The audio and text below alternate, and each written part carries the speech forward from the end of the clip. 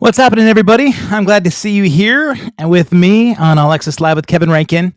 It is a fun day, man. We're going to talk to a guest that you probably saw from movies that were sort of formidable in our formative years, but is one of my favorite guitarists, been in bands that you recognize as well. But before we even get started with him, I would love it if you do me a favor. Subscribe to this channel. If you go to youtube.com/@accesskevin. Everything you see there is accessible to anybody that subscribes. I also have a member section, so there will be members exclusive videos. You'll get prize packages as well. Lots of good tour packages for things as we're out on the road this year. So become a member, but if nothing else, please subscribe to the channel, hit like and share. So the little bell there will notify you when I have upcoming guests. And I want to thank my sponsors. Man, it's never more appropriate than today. Five Star Guitars is based in Beaverton, Oregon, and there's no sales tax in Oregon. So if you order online, you'll pay no sales tax. And if you use the promo code down below, All Access 15, going to fivestarguitars.com/allaccesslive, you'll save 15% off everything you see there. So great benefits provided by Five Star. And hopefully you can get lessons and repairs and everything else done there. You'll become a renowned guitarist, like my next guest. You know him from Wayne's World and the band Keel, probably the band Cold Sweat, but you may not know the backstory behind all of his money-making ventures. So we're going to talk about those. I got Marc Ferrari. How you doing, brother? All good in the hood, Kev. Thanks for having me on. Appreciate it. I'm glad to see you here, man. As I mentioned, and I alluded to this fact that Five Star is based here at Oregon. You and I actually first met here in Oregon. You've got lots of mutual friends up here, man. And many, many years ago, you may not remember this, but you were joining your friend John Thayer or Tommy Thayer at a gig that John was doing here in Portland. And I was playing with Jeff Lubansky at a gig here in town. And we were hiding in the shadows just because we were a little nervous that the great Tommy Thayer and Marc Ferrari were out heckling. Well, Tommy's been one of my lifelong friends. Going back, I met him the first week I moved to Los Angeles in 1984, and our career paths have been pretty similar. When I first met Tommy, I hadn't even met Ron Keel yet. Really? Yeah. I met Tommy and Jamie, because Jamie and I have the same birthday. And I met Tommy it was the first couple of weeks I moved to Los Angeles. And then, fast forward to 1986, Black and Blue and Keel were both on the same bill, supporting Queensryche. And Tommy and I eventually became roommates. We've written lots of songs together. Wow. Even more bizarre is that I have a daughter named Sierra, and Tommy just found out 2 or 3 years ago that he had a daughter. This has been out there, and her name is Sierra too. Oh my God. So it's just so different moms though. Different moms. Yes. Yeah, that helps. Yeah.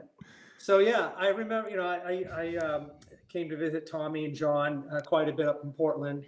And I remember going to a Black and Blue reunion show up there too. That's right.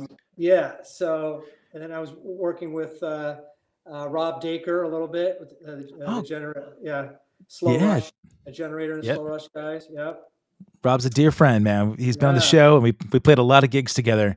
Yeah. Well, you know what, man? Like Rob and you and Tommy, this doesn't have to be sort of thematic here on the show, but one thing I love is to kind of shine a light on people that have a business sense, because the music business, believe it or not, folks, if you're not a musician, you might not realize this music business is really freaking hard to make some money at, so having your hands in some other pies is smart, right? Frank Zappa put it best. He said there's more business in music in the music business. And it's true, man. In addition to, having to have a certain talent and perfect your craft, it's also imperative to follow the dollar. Yeah, right. So, and a lot of musicians unfortunately learn the hard way. They get into recording contracts that are onerous, or sign bad publishing deals or bad management deals. A lot of times, young musicians are so eager to get something going that Yeah. they'll sign just about anything, and a lot of times not being represented, which is really the big mistake is not having representation.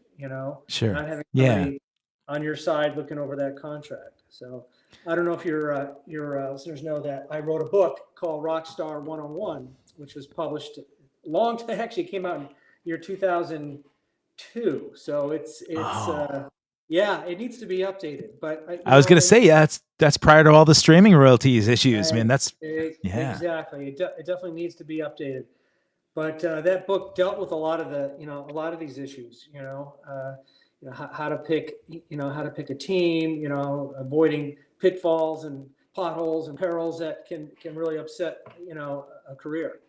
So we were lucky in Kiel. We always had representation. That was one thing I insisted on. As a matter of fact, one of my cousins was our attorney on the Right to Rock, our first album. I So thought. Wait, hold on. I thought Rock Business 101 says, "Do not hire family to represent you." Is that? well, no, I don't think I said that. Okay. No. I did say don't eat the mayonnaise. Don't eat anything Yeah. with mayonnaise at the gig, which may have saved some people a trip to the hospital. Hell yeah. But no, I don't recall saying don't hire family. Yeah.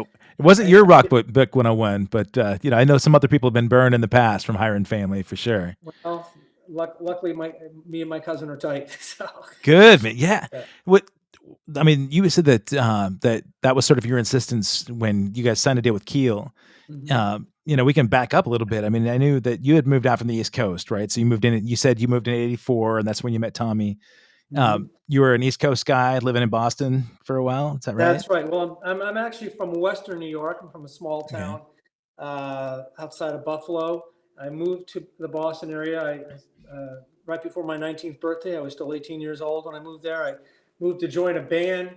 Uh, I met some kids in a parking lot tailgate party at a Judas Priest concert in Rochester the summer of my Nice. senior year, and they were telling me how great their band was, and they had a manager, and they were following Judas Priest around. Their manager knew somebody from Priest, and they were getting tickets. I was so impressed, because I'm from this little Yeah. cow town. So first chance I got, I moved out of that little cow town. I moved to Boston, and definitely struggled there. Was Yeah. in cover bands and a tribute band. Actually started the first Aerosmith tribute band back in 1982, I think it was. Uh, Wow. yeah, and then all of us kind of just were getting tired of starving in the cold, and we figured, if we're going to be starving, we might as well be starving out west where the girls were and where the sun was, and where all this great music was coming from. And 1983 was kind of a pivotal year. That was the year the Quiet Riot album "Mental Health" went Right. #1, and you had Yeah. all these LA bands doing their own releases. Motley Crue, Rat, Doc, and Great White. They all had independent releases out in '83. And very interesting And coincidence, my buddy Mike Varney, for a yeah. Christmas present in 1983, he sent me a bunch of his albums, and one of them was the Steeler album. Of course, Right on. Ron Keel, started that band, and Yngwie was the guitar player at the time. Right. So yeah, so we all decided to move out to Boston, move from Boston out west, and but my buddies all decided to move back about 3 months later. So The tail uh, between their legs. Like LA was yeah, too much for they them. all ran out of money and were missing their mommies, whatever it was. I don't know, Yeah. but I wasn't going back. So So uh, when you guys all moved together, I mean, I love those stories, right? When you yeah. show up in LA, everybody's eating top ramen, you're eating just, well, at that point, right? Just like, beans out of a can, and were you all sharing an apartment in Hollywood? Yeah, first apartment was kind of like a landing zone for wayward musicians. We were all sleeping on the floor and on couches, and eventually I got my own place. But the first couple of weeks were pretty nuts. Yeah. It was right around the corner from the Rainbow, so Oh, that yikes. was yeah, it was really convenient, for, Yeah. to go up there and have a good time for sure. But Do you, yeah, do, so I go ahead. do you take a day job when you went out there? Well, I did. The typical musician's job back then was anything doing on the phone, selling Right.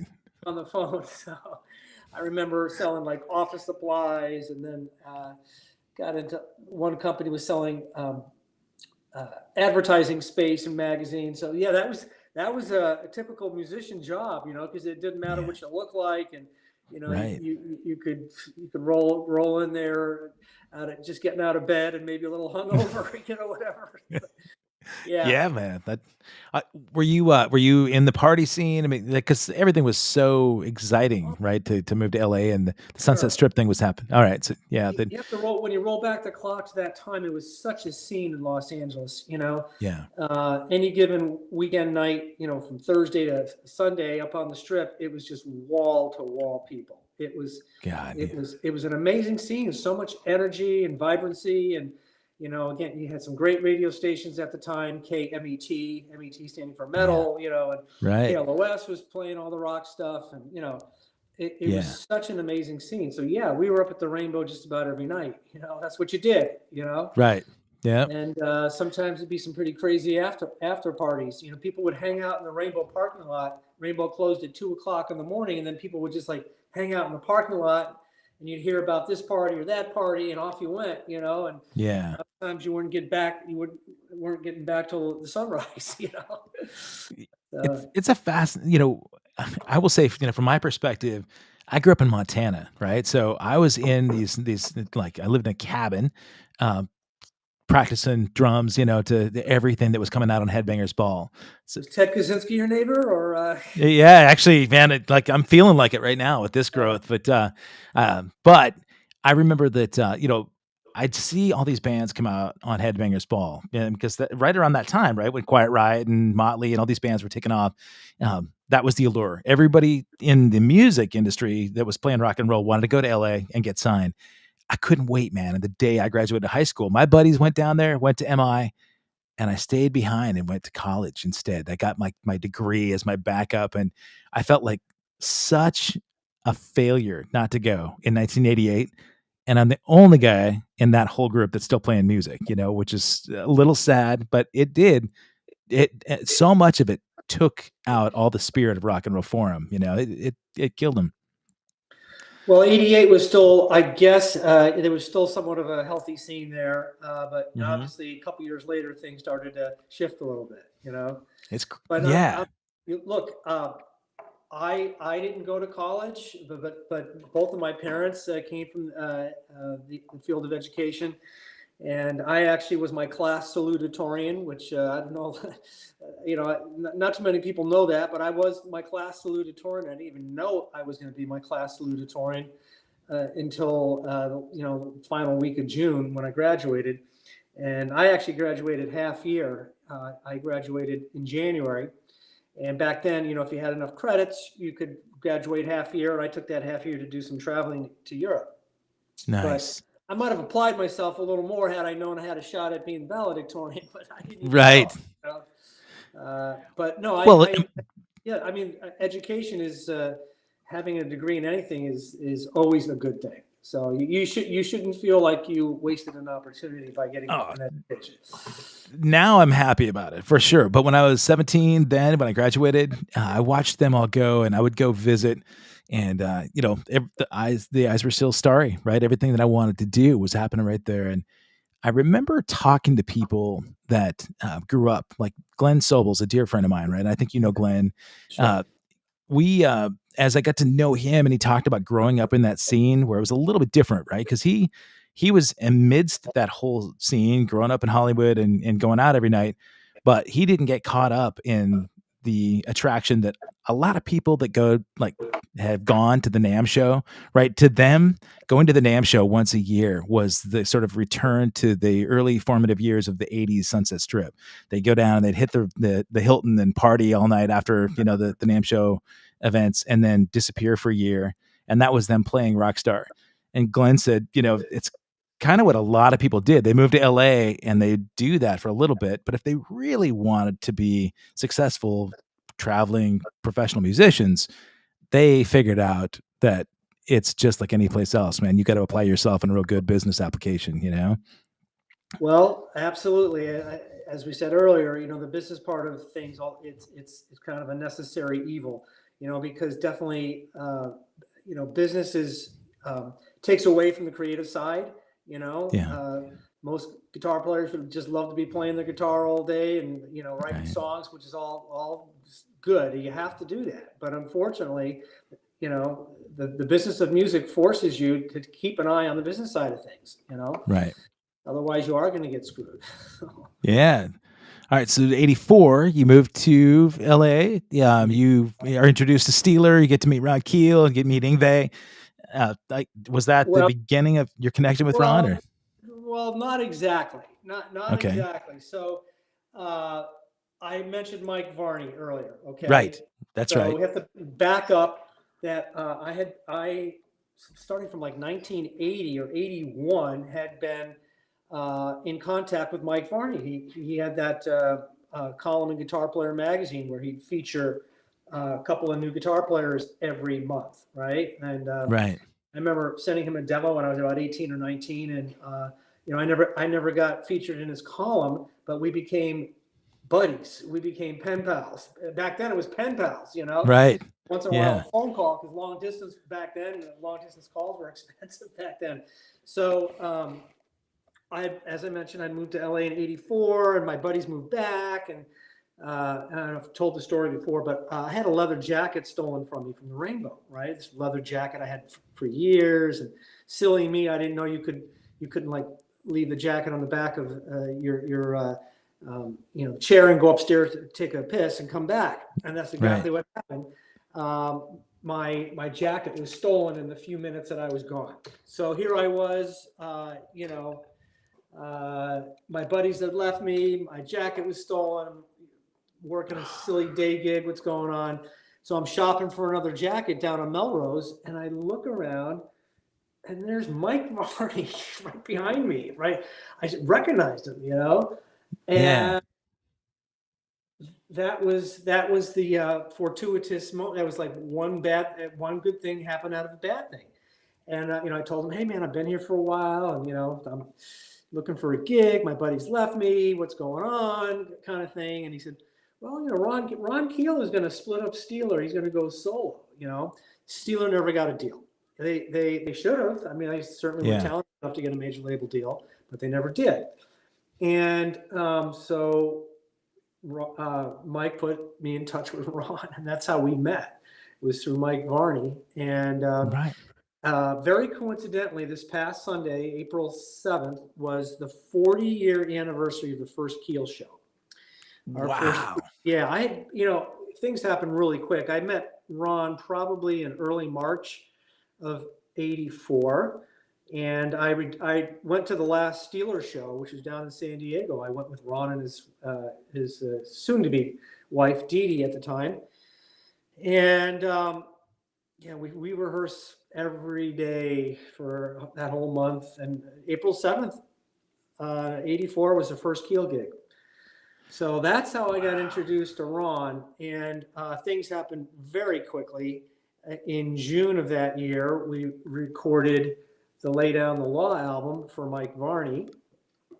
That wasn't released till October of '84. And then literally 2 months later, in August of '84, we had gotten signed and started working on The Right to Rock with Gene Simmons. So, I mean, things happen Wow. so fast. We recorded 2 albums literally in 3 months when you think about it. That's crazy. Yeah. It is crazy. Well, how did the collaboration go? Was it, I mean, because Ron was, prominently writing with Steeler, right? And you obviously you brought your own thing. Were you two the primaries on the songwriting? Yeah, well, on the first on the Lay Down the Law album, I had one song on there called Born Ready. The rest were songs that Ron had written. But Okay. because we had to go back in the studio so quickly, literally we finished recording in June, and 8 weeks later, 10 weeks later, we're back in the studio with Gene Simmons, the God of Thunder, and this is our major Right. debut. So we re-recorded 3 songs from Lay Down the Law.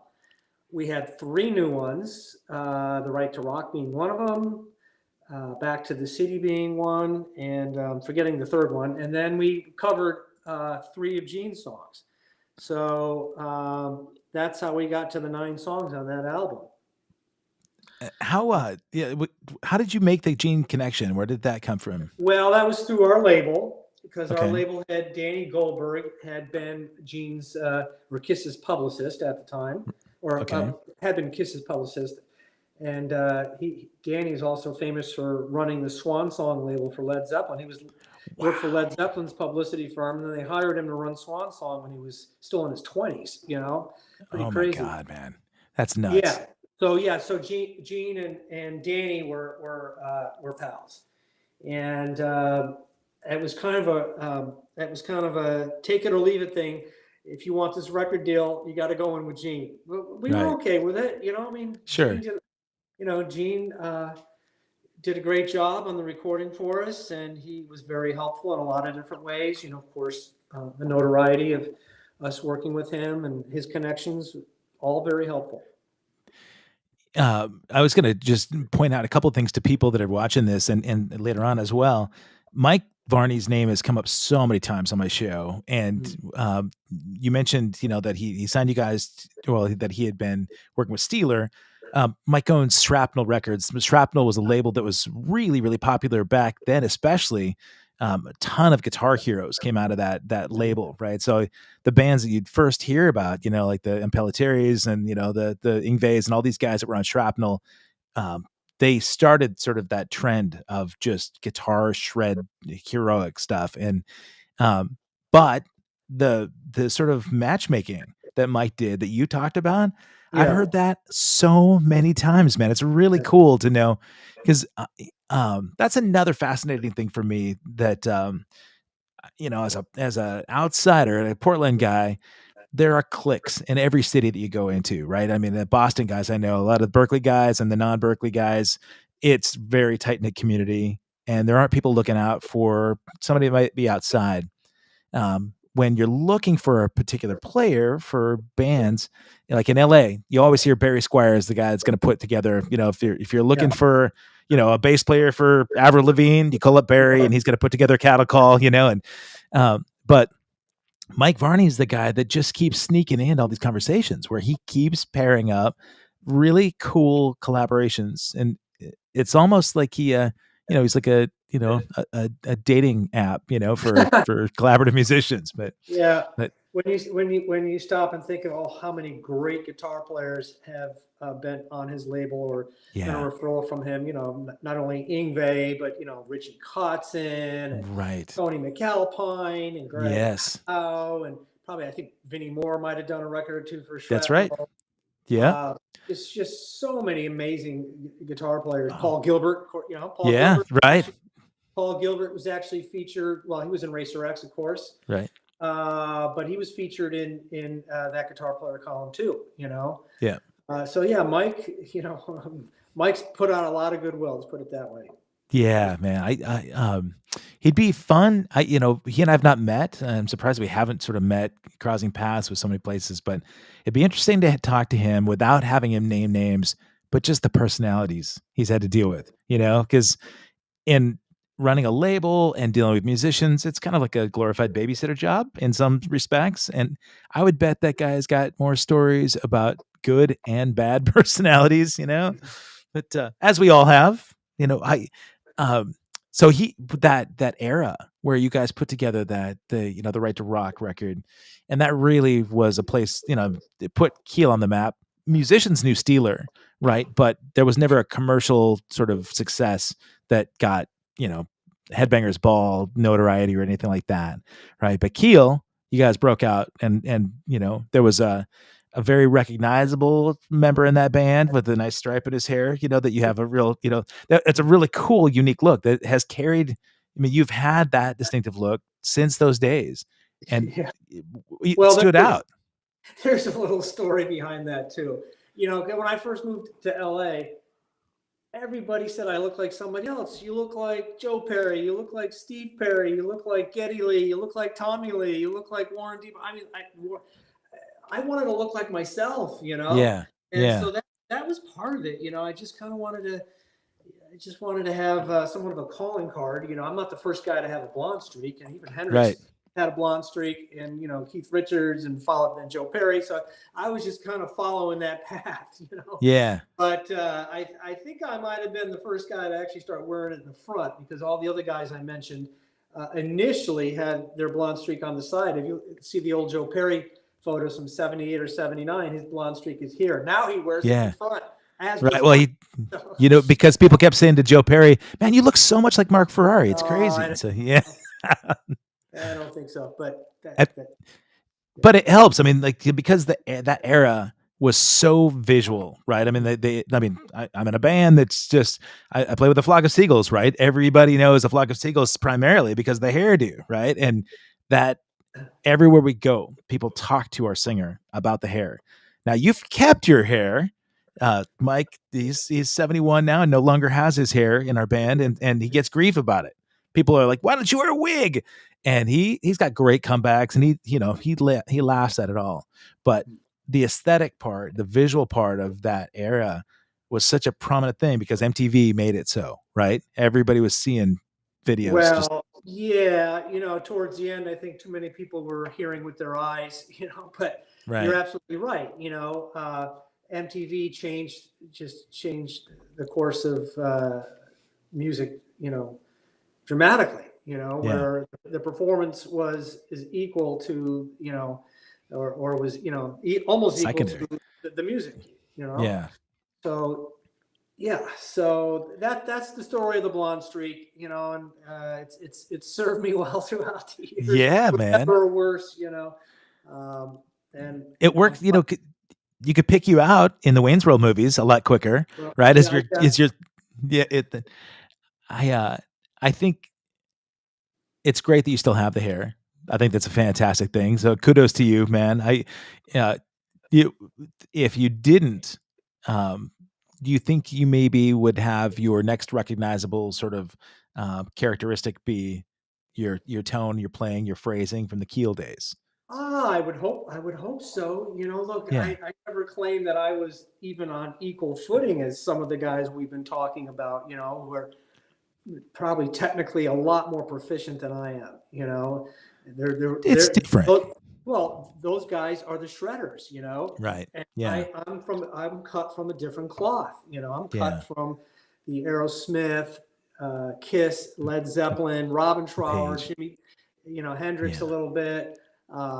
Pat Travers, he's a great friend of mine now. One of my all-time influences. Johnny Winter. I'm definitely a blues-based guy with Yeah. some Michael Schenker thrown in there. Schenker Oh, was also yeah. a huge influence on me.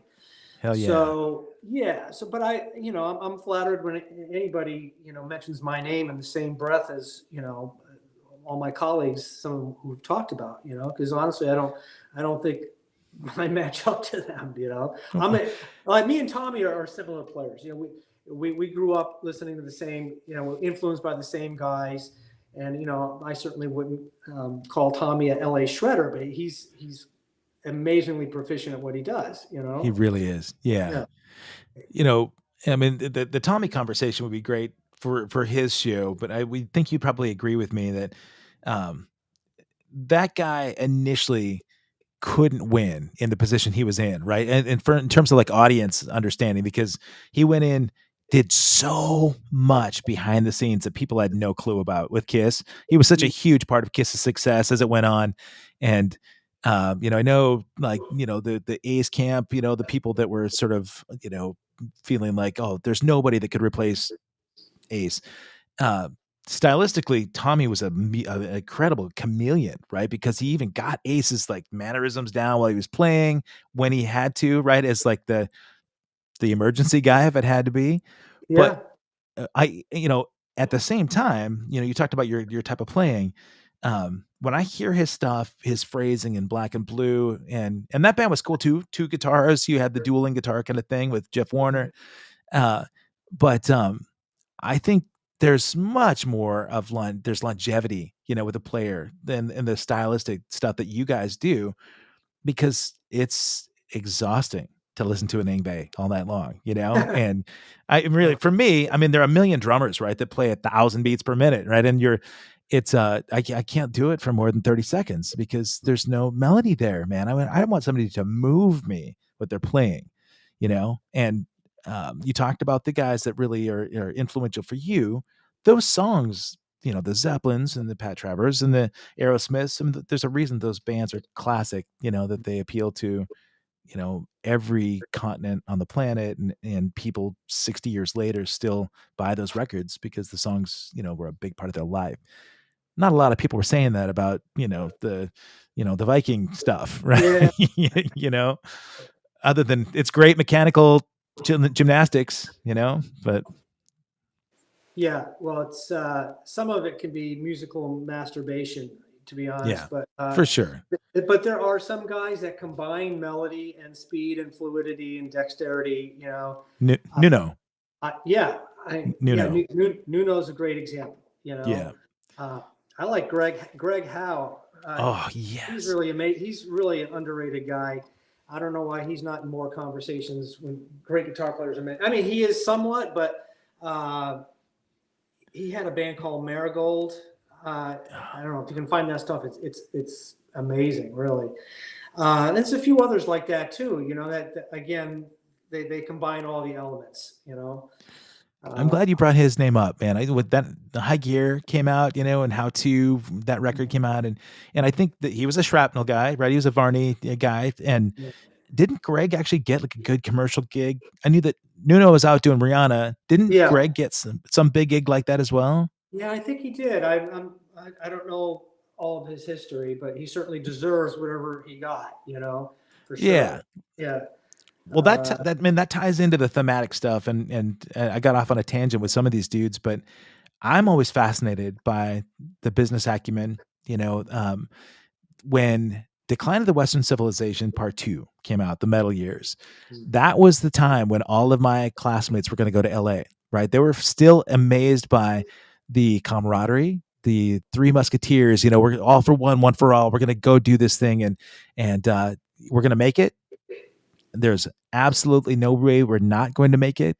Throughout that movie, it was all, we're gonna do everything we can, and there's no option for failure.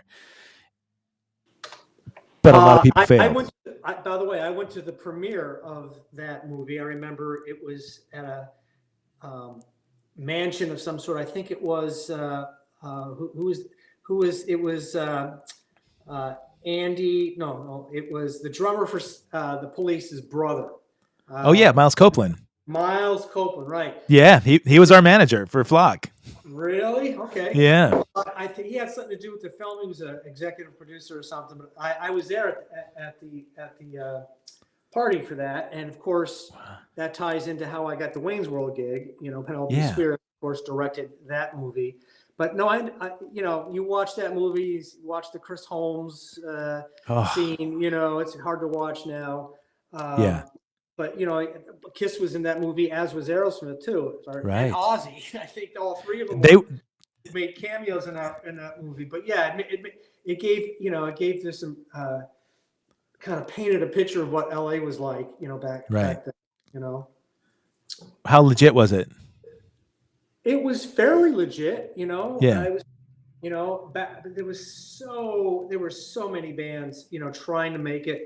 Uh, you could probably count 20, 25 bands that came out of there with major label deals, and then you had 10 times that still right. playing up and down the strip, trying to get a deal. Yeah, I Um, still see those guys. They're all yeah. still there, painting billboards and like selling office supplies on the phone. But the, I from that movie, the one thing that I thought was pretty amazing was it was great that they pointed out the Aerosmiths and the Kisses, the bands that did make it. There was a young Poison at that point. I remember that Poison hadn't broken yet, and you'd see those guys in London and a couple of other bands that were sitting Yeah. around saying, we moved out from Pennsylvania, and we're going to stop at nothing until we get this, this success. And it was inspiring for a lot of people. My oldest son, who's now 24, he was in a band when they were 15, 16, 17 that was playing all those tunes. They're playing Keel tunes and Bon Jovi tunes and Motley. And Penelope came to show a screening of Decline of the Western Civilization here in Portland about 6 years ago. I took them to the screening. She did a Q&A afterward, and my son told me afterward, "Why the hell did you have us watch this?" He said, "This is so depressing." And I said, "It wasn't then." It's funny that back then I was inspired by it, but I see why it would seem daunting and futile to you now, you know? And Well, it's interesting to watch it now, and a couple of these guys are saying, "I will make it." I'm 100% sure I'm going to make it. There's no turning yeah, back. There's no plan B for me. And yeah, I'm like, okay, where are you now? right. Yeah, I think those are the movie came set. out. They're hard. The movie came out in '88, maybe, or '89. Is that right? One of I the think it was 87, I think. '87. All right. Yeah. Well, that was still during the heyday, but as we said earlier, it kind of started tailing off a little bit towards the late '80s, early '90s, for sure. And at what point then, did you really, because you mentioned you talked to Ron and having your cousin represent you, and he was helping negotiate record deals. He was negotiating like points and publishing and all that. Well, I think he helped us, you know, get the best deal we could. We were Okay. certainly in no position to be bargaining, pushing back too aggressively on the record company, because that was our only deal. That was the only deal offered to us at the time. So, Sure. but yeah, it's you wouldn't want to go like into you wouldn't want to go into open heart surgery without having a couple of opinions on it. Yeah. Uh, Right. it's the same kind of thing. You don't want to go into entering into a long-term business agreement without knowing what's in there, and having someone just um, you know try to get you the best possible terms. Yeah. Absolutely. Yeah. Someone's mentioned in the comments here that's I'm going to turn your volume up just a hair, Yeah, and okay.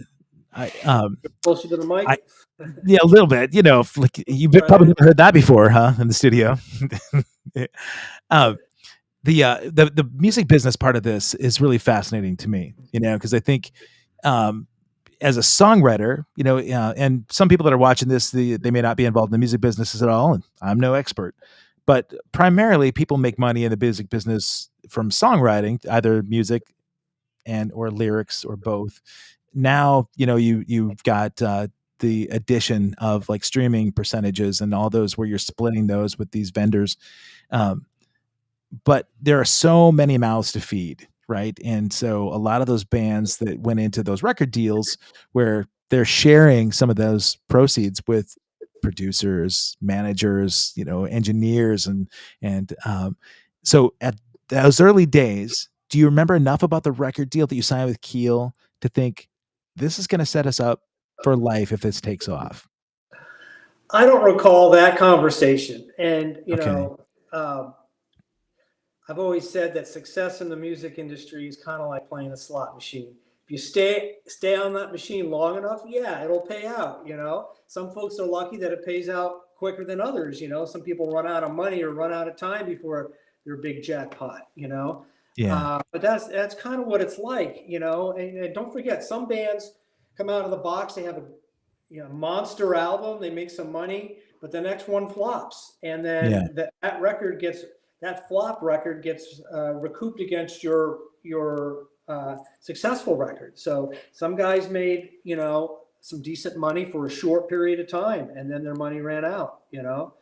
Yeah. Uh, and that's the sad truth. It's really there's only like a small pinnacle of bands that are successful over a long period of time. Yeah. So very For few. Aerosmith or Bon Jovi or Iron Maiden or AC/DC, there's hundreds, if not thousands, of bands that are literally flash in the pans. Yeah. Right. Uh, as I just said before, even some of the guys that were my contemporaries, the Rats and the Great Whites and the Dawkins and stuff. Some of those guys made some good money for a short period of time, and the smart ones kept it. Yeah. Yeah, So, so what did you do? I mean, at that point, because it seems to me like ever since I first met you in those days way back, with John and Tommy, you really did have a great sense about business, and we should maybe talk about the sourcing music and what you've done in that side of things to sort of uh, establish a little bit of foothold in having longevity with music and money making music? Well, I was wise enough to know that my playing days, were coming to a close in the early '90s. When the whole grunge movement came into vogue. And all of a sudden, commercial hard rock guys were out. We might as well have had leprosy. Nobody wanted to touch us. Yeah. And I don't have any other skills. I don't know how to fix cars. I'm not a carpenter. You Right. know, uh, it was kind of before computers were in vogue, so I wasn't a computer guy. I knew how to play guitar, and fortunately, I was blessed with a curious mind too. Yeah. But the next part of my story is, when the grunge guys put me out of work, I had to do something. I had to figure something out. And yeah, I Yeah. might have been able to get a gig and being somebody's side man, like some other guys did. But that's not what I felt was best for me. But around Sure. that period of time in the early '90s, I started getting some of my demo recordings used in TV shows and films. It Okay. was just really quite innocent to begin with. I had all, like any musician, I had demos. I had demo Yeah. recordings, and I had friends of mine that were working in film industry. They were assistant coffee makers or grips or whatever. But Yeah. some of them were tasked with finding music for like bar scenes and stuff. And if you Yeah. roll the clock back to the early '90s, this whole thing called music supervision really didn't exist too much back then. Sure. And back then, it was really slow and really expensive for a TV show or a film to get a piece of commercial music, because there's two things that must be licensed. You must license the composition, the song, and then you must license the recording of the song. And in most cases, those were two different entities that own those things. A record company typically would own the recording, and a publishing company would own the publishing. So for you to, like, if you were a filmmaker and you wanted to, use an AC/DC song in your bar scene, it was going to take you a long time to clear, even if you could, and it was going to be really expensive. Yeah. And in the early '90s is when we started seeing a lot of TV shows start using popular music more. A lot of the early spelling shows like Party of Five and Melrose Place and Beverly Hills 90210, those shows like were the first shows to really start using music a lot in the shows. Yeah. And now it's ubiquitous, but back then that was those shows really were the icebreakers. And let's not forget that these shows were that they were being produced on a weekly basis. They were airing every Friday or every Saturday, and the turnaround was just really, really quick on this stuff. So my idea was, you know what, forget about getting that AC/DC song or that Van Halen song or that Bon Jovi song or that Garth Brooks song or whatever it was. I can create something for you that's generically similar to it without ripping these people off. I never rip Yeah. people off, but I created music that was in the ballpark of those bands. Gotcha. Yeah. And you can have it next week and take a decimal point off or two, from what you'd be paying AC/DC or Van Halen, and that was my idea, and it took off like a freaking rocket. Very quickly I became the go-to guy for all the television studios and motion picture studios and trailer houses and stuff. When you wanted a piece of music that sounded like it was major label quality, I was the guy to do it for you. And I mean, after I would, because I mean, it's a small in the grand scheme of things, it's a small town, right? And there's a small network of people that are talking about that stuff. We just had another mutual friend on my show, Paul Antonelli, was on my show a couple weeks ago, and Paul did so much of that, right, in creating music for daytime television. Right. You might not know it, but Paul was the original keyboardist from A Flock of Seagulls, or from Animotion, which is my old band. Before A Flock, I was with Animotion for 16 years, and at that point, when Paul was starting to do that stuff, that was his side gig while he was playing with Animotion, hoping that would take off. But he worked with you a lot, it sounds like, back in those Yeah, days. well, he was one of the guys that gave me a leg up, and very coincidentally, I just talked to him like 2 weeks ago on something unrelated to music. I'm planning a trip to Italy, and he goes there all the time. I just All the time. wanted to pick his brain about it. So, anyways, yeah, Paul was one of those guys that you know gave me a leg up, and I got music on a lot of his shows. I think he's still doing that. After all these Yeah, years. it's amazing. I mean, and getting a lot of daytime Emmy nominations because of that work that he's doing. And when those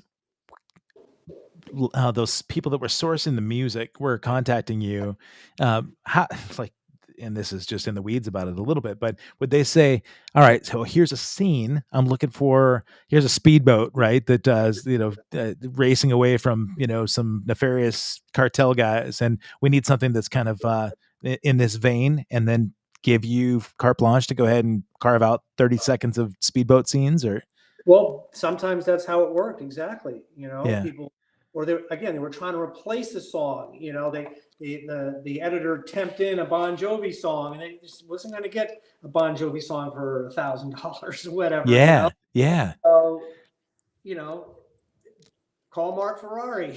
that's so great, man. He can create a song for you that's generically similar to Bon Jovi. A lot of times the kind of stuff that I was getting was bar scenes, or stuff that was dialogue was over it, or it was short use, just 10 seconds or 15 seconds, cars going by, there's something coming out of the car radio, or so it didn't really have, a lot of those times it didn't have to be Bon Jovi or Motley Sure. Crue. It just had to sound like something from that era. Yeah, yeah. And would they tell you, yeah, we want You Give Love a Bad Name vibe, but more animated, or just that kind of style, and then you could just Yeah, you're just on the sure. A lot of times I was given direction, and sometimes people just throw me a couple songs and I'll pick them. So nice. that's Yeah. how. Yeah, and Tommy and I wrote quite a lot of songs. Some of the early stuff that I released. The business was called Master Source, by the way. Yeah. A lot of the rock stuff was stuff that Tommy and I wrote, together. We were roommates for a while. We were writing quite a lot, and I don't know if we're going to talk about Cold Sweat today or not, but Yeah, because we passed up the Cold Sweat era, right? Because that came just prior to doing this, right? yeah, Cold Sweat Initially. in June of 1990, but opening song, Four on the Floor, Tommy and I co-wrote that together. Right on. Well, I do want to talk Cold Sweat because there's a brand new record that just came out, and you guys are doing Monsters of Rock cruise, right? I saw it. Like, you guys are going out and doing that one. Yeah, and before that, coming up next month is the M3 Festival in sweet, in Baltimore, in Maryland. Yep. Yeah. And we are on that bill too, so we're really looking forward to that one. It's going to be a big gig. So people that might have missed it. So yeah, massive part of Mark's initial career. We had the Keel days, and I was going to tell you. I mean, one thing I hadn't asked about was you talked a lot about that first record, right? And then the Right to Rock. From that point, like Final Frontier, when that came out, I think you guys had a lot more MTV exposure from that. It seemed like that album. At least I got to see you guys a lot more from that. But then shortly after that, there was I don't know, did the band break up, or what brought in Cold Sweat into your space? So Final Frontier album was released in '86, and then the last album I did with Keel, in the first iteration, was the album self-titled Keel, which came out in '87. That's right. Our single off that one was Somebody's Waiting, which we did a video for. We did tour with Bon Jovi that year. That was certainly a highlight. We got to do the last leg of the Slippery When Wet tour. Did about 13, 14 shows with him. Multiple nights in sold out venues like Madison Square Garden and Jersey Meadowlands, and Largo Center in Maryland. Huge venues. Great record too, man. After that album, unfortunately, was a disappointment. Didn't take off as well as the previous album. We didn't tour as much. Matter of fact, I think the Bon Jovi tour was the only serious one we did that whole year, and we did some piecemeal stuff. But that's 1988 is when I left Keel. in the early part Okay. of '88, and immediately started putting together the band that would eventually be known as Cold Sweat.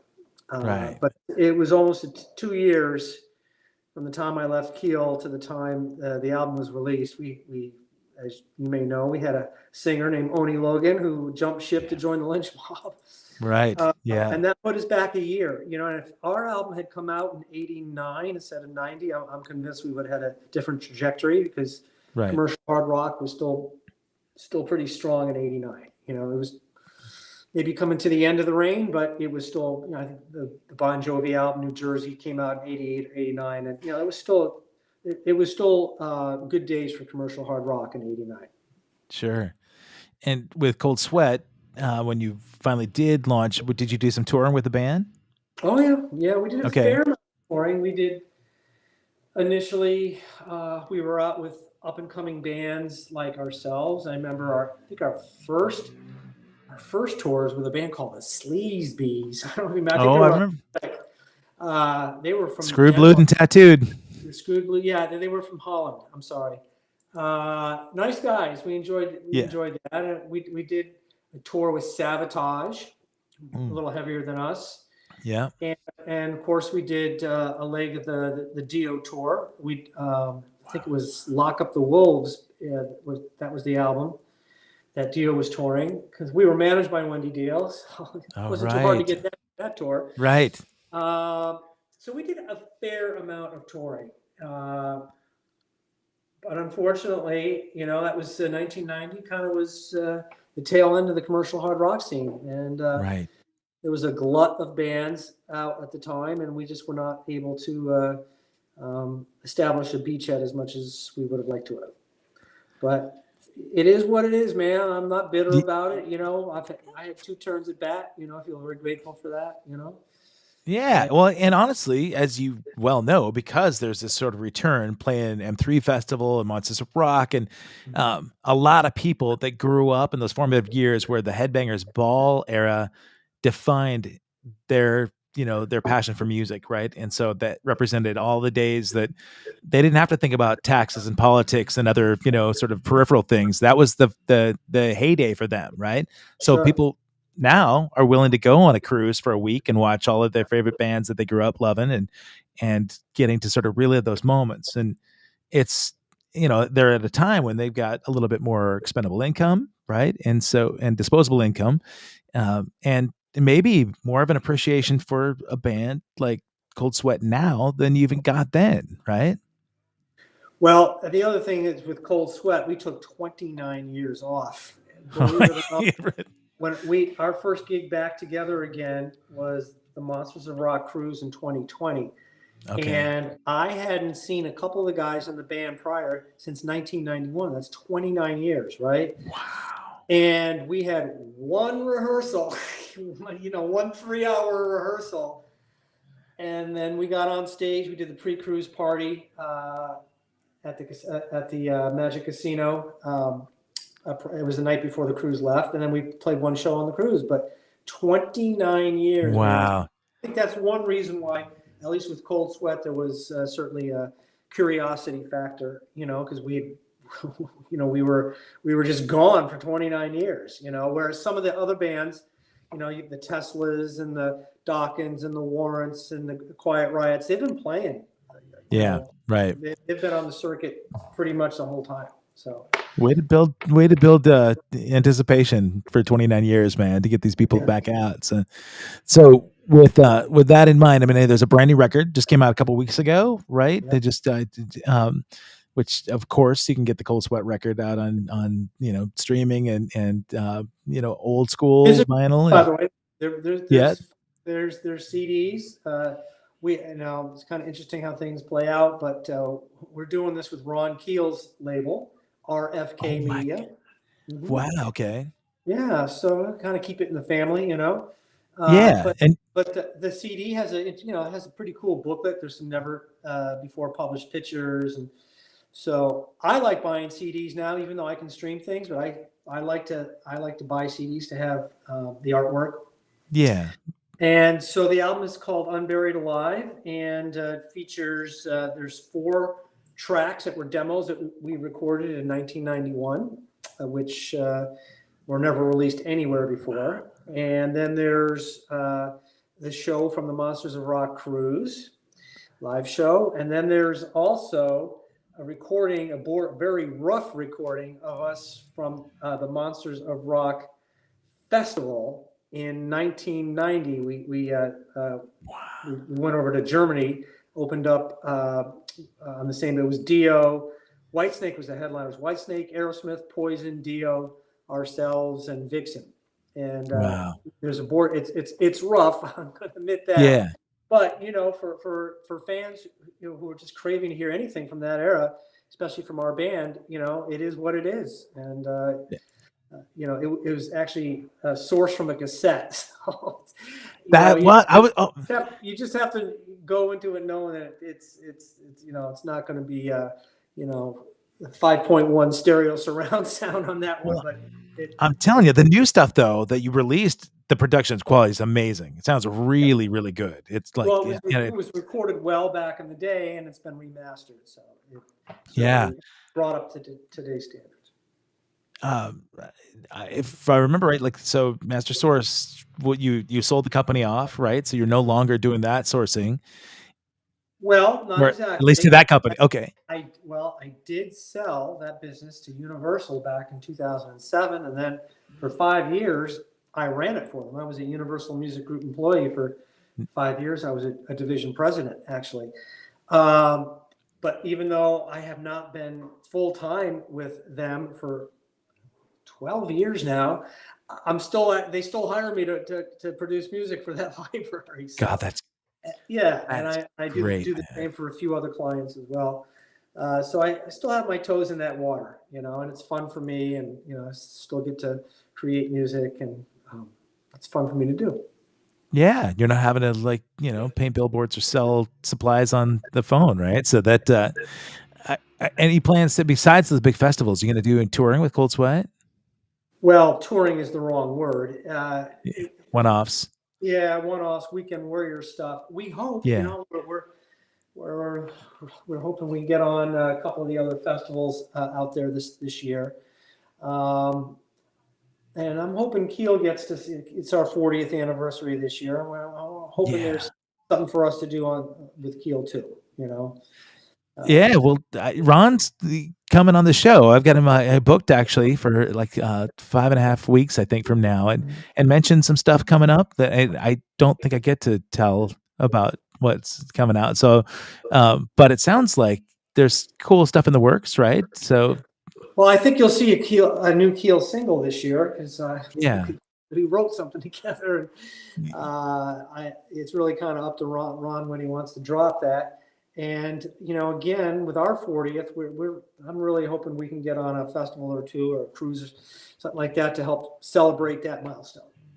yeah, man, that's those days certainly were special. I mean, those songs, of course, were special to you, but that that self-titled, thinking about a bunch of those tunes, some of the best rock ballads I think that came out of that, so there was, and yeah, I hope that there's touring involved someplace beyond just Ron, playing gigs in South Dakota, right? I don't Well, have to go to South Dakota to see.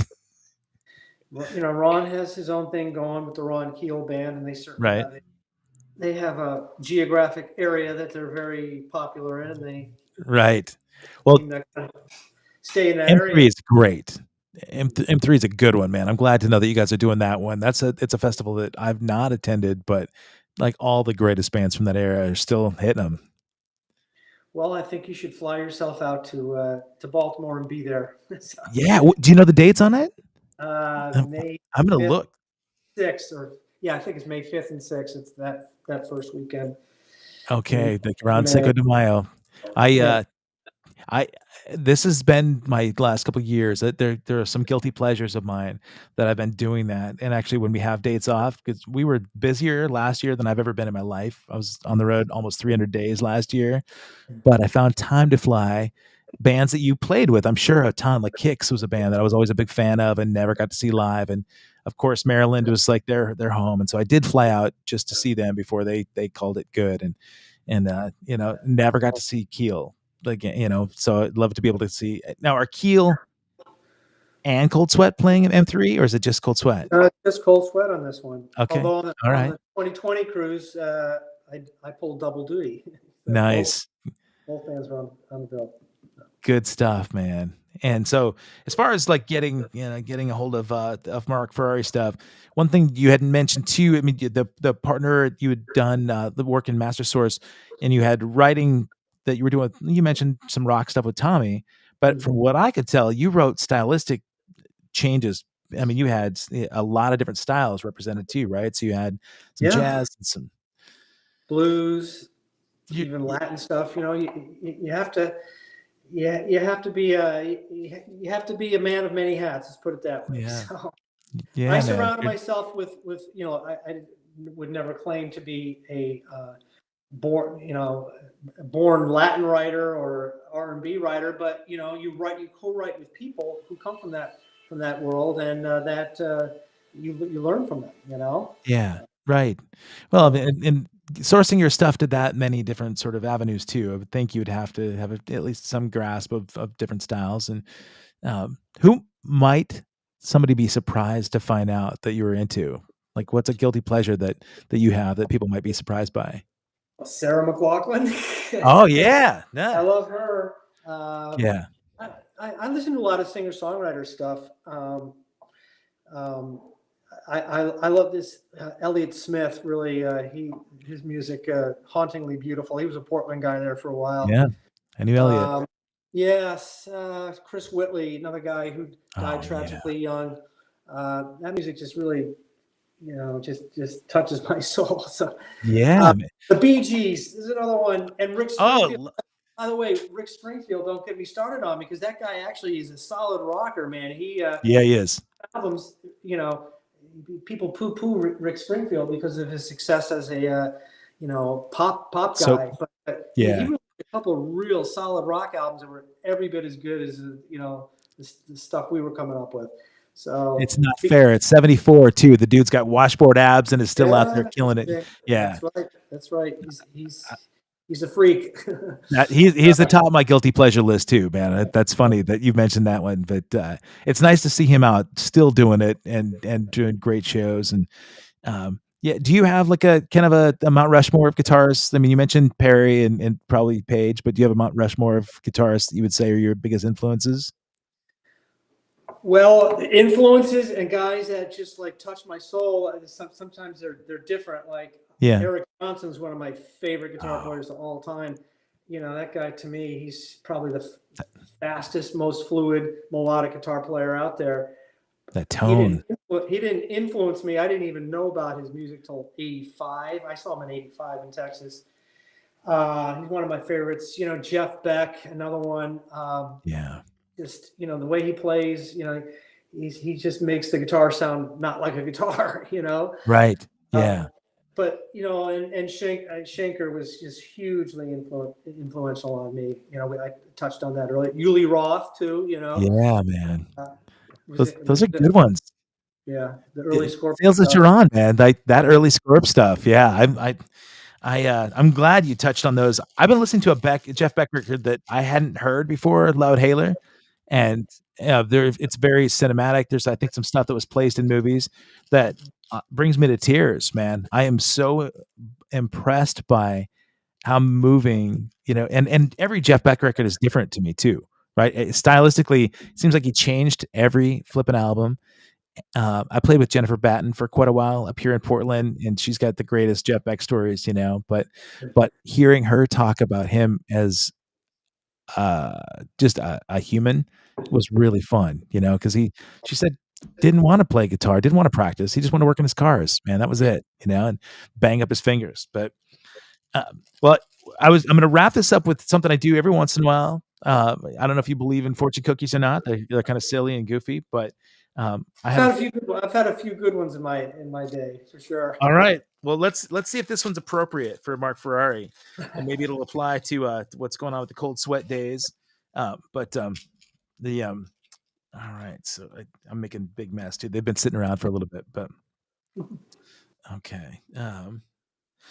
Okay, buddy. Well, this is you know what this is emotional. says it's time to help a friend in need. Give your best. So, Okay. Well, are you going to be the shoulder that somebody can lean on? I have been for a few friends. I have some friends of mine, unfortunately, going through some health issues right now, and I've been there for them. Let's put it that way. And Right on, man. uh, Well, then that is appropriate. I'm glad that they know they can lean on you. This has been fun, man. I really enjoyed just getting to, to hear this side of stuff. I really would love to come see you play in Cold Sweat. So I'm going to find out if that May 5, 6 weekend is open in our end. And you're in LA now, is that right? I've been here since 1984. Crazy, man. Didn't go back up to upstate New York, huh? No, this is where I need to be, and Yeah. certainly Southern California can be trying. I've been through earthquakes, fires, floods, riots. It's like the apocalypse. So Yeah. ran through it all, man. I was. God. Well, you've weathered that storm, so there's no need to, to depart now. But and you mentioned it's real warm, so I'm glad that you know, you're you're getting it out now. Then you can go back east and enjoy the cold sweat days. The record's great, man. I'm hopeful that it does well for you guys and allows you more opportunities. And you and I, man, I'd love to just catch back up and see you play live. Haven't got to see you play live guitar in a long, long time, brother. So Well, all right. Well, maybe we'll see you next month. sounds good. Otherwise, man, I'll drag you out to a Flock of Seagulls show, and you're gonna have to come out. You can come out and heckle. All right. Fair But, enough.